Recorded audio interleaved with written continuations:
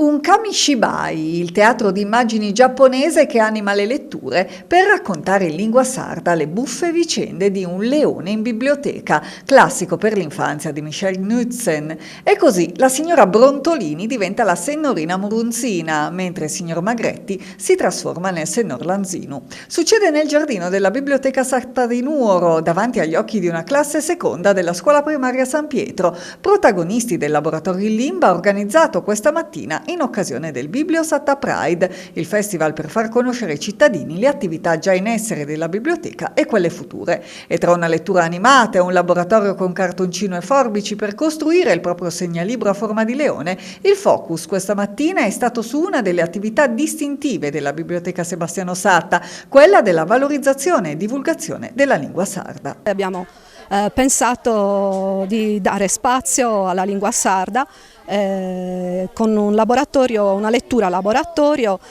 tenuta da Maria Antonietta Piga e Gianfranca Selis, per dare la possibilità ai bambini di ascoltare in lingua sarda un racconto ambientato in biblioteca.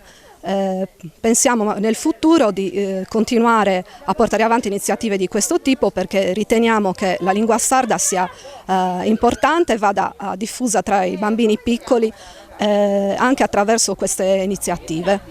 All'interno della biblioteca abbiamo alcuni libri in sardo per i più piccoli che vengono appunto messi a disposizione. Pensiamo di promuoverli appunto con l'aiuto delle nostre collaboratrici esterne. 6 giorni di appuntamenti per il Bibliosatta Pride iniziati lunedì scorso, che chiuderà domani pomeriggio con un concerto presso l'auditorium della biblioteca e che vedrà sul palco una selezione di musicisti nuoresi.